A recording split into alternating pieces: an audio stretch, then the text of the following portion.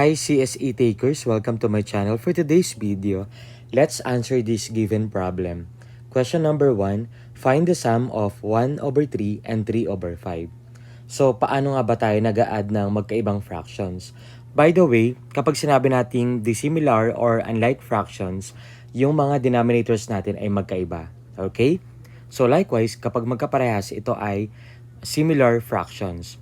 Okay, so actually there are 3 easy steps para ma-solve natin to. Okay, so yung step number 1 na ituturo ko sa inyo ay using or by finding the LCD or least common denominator. So first, hanapin natin yung mga multiples or factors ng 3 and 5. Okay, so kapag 3, we have 3 times 1 equals 3, 3 times 2 equals 6, 9, 12, 15, 18. Okay. And kapag 5 naman, yung mga multiples nun, or factors, 5 times 1 equals 5, 5 times 2 equals 10, 5 times 3 equals 15, 5 times 4 equals 20. Okay. So, napansin natin, we have common, no, which is 15, right? So, therefore, ang ating LCD or least common denominator na gagamitin ay 15. Okay? So, i-add natin yan. 1 over 3 plus 3 over 5. So, ang LCD na natin dito ay over 15. So, paano tayo nagkaroon ng 15? Hinanap natin yung multiples or factors ng 3 and 5. Okay? So, ang common ay 15. So, 15 divided by 3 is equal to 5. And then, times 1 equals 5. Right? So, again, yung process natin, si 15, i-divide natin by 3. Right? So, that is 5. So, yung quotient nun, times 1, dito. So, that is equal to 5. Gets? Okay.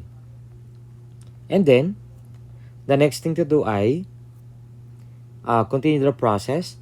15 divided by 5, which is 3, times 3 equals 9. Okay. So, 5 plus 9 equals 14 over 15. Okay? So, the answer is letter D. Okay. So, the other way around, para masolve natin to, kung dito kayo nadadalian, so, ang gagawin lang natin dito guys ay dapat ang goal natin magkaparehas ng denominator. Okay. So, guys, ganito lang yan. Solution number 2 tayo. So, we have 1/3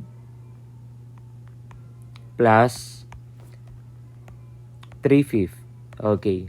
So, guys, ang gagawin lang natin dito ay yung unang fraction natin, ito class, i-multiply natin sa denominator ng second fraction. Okay? So, we have, so multiply ng 5 sa numerator as well as the denominator. So guys, dito naman sa kabila, yung ating denominator ng first fraction, i-multiply natin dito sa ating second fraction. Okay? Ayan. So, times 3 dito. So, times 3. So, multiply 5 times 1. That is equal to 5. And then, 5 times 3, 15. Plus, kasi we are in addition. So, 3 times 3 equals 9. And then, 5 times 3 equals 15. So, we come up with similar fractions. And what do we know about similar fractions? Dapat, i-add lang natin yung numerator and copy the denominator. Very good. Okay. So, we have 5 plus 9, 14 over 15. Okay? And then, for the last one, napakadaling method natin na yon, which is a butterfly method, right? So, we have 1/3 plus 3 over 5. So, paano natin to isa-solve? by simply, it seems like cross multiplication product. So guys, ito ay ipag-multiply natin yan. 5 times 1 equals 5, no? And then 3 times 3 equals 9. Okay.